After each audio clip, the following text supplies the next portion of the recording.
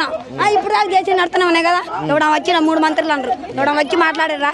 మాట్లాడలే. వీళ్ళందరూ ఆయన ఎమ్మెల్యే అంట, ఎమ్మెల్యే వాడు తెలుసు వీడు తెలుసు అంటారు. అందరు వచ్చి మాట్లాడుతున్నారు. పిల్లగాలు చిన్న పిల్లగాలు వాళ్ళకు ఉండరుగా. మేము పడినట్టు బాత్రూమ్ వాళ్ళు పడతారుగా. కొడుకు పిల్లగాలు ఉంటారు, బిడ్డ పిల్లగాలు ఉంటారు. వాడు ఏ జిల్లాలో పోయి కార్లలో తిరిగితే పైన విమానం మీద పోతుండు. మేము చూస్తున్నామా? పేదోడు నోరు కొట్టా నీకు ఎట్టొచ్చింది? ఆడవాళ్ళందరూ కల్పించినావుగా. బస్సు ఫ్రీ అన్నావు, బియ్యం ఫ్రీ అన్నావు, 2500 అన్నావు, గ్యాస్ ఫ్రీ అన్నావు. నువ్వు చేసింది ఏది? మాకేం చేసినావు? 2 రోజులు ఆమె అన్నందనక 2 రోజులు ఆమె అన్నందనక తెలుసా? మంచి నీళ్ళు కాదు ఏది ముట్టుకోలేము తెలుసా?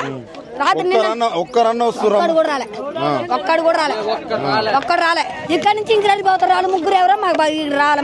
మాకు నీడ కావాలి. ఒక్కడు కూడా రాలే. నా పట్ల వాడు వచ్చినా మేము కొడతాం. రేవంత్ రెడ్డికి ఏం చెప్తారమ్మా? ప్రజాపాలన అంటాడు. మాకు ఏం చేసిండు అన్న? ఏం చేసిండు మాకు? ఇగో నెత్తి మీద నీడ మొత్తం కొరగొట్టినాడు. ఏం చేస్తాం మేము? ఏదని చేయటానికి మాకు లేదు. ఏం లేదు మాకు లేదు. అంత ఘోరం చేస్తాను. వాడు పార్టీ ఇచ్చిన మేము సందకం బలం కారు గుర్తుకండి అటుకండి అంటే అప్పుడు అమ్మాయి అంటారు వాళ్ళు.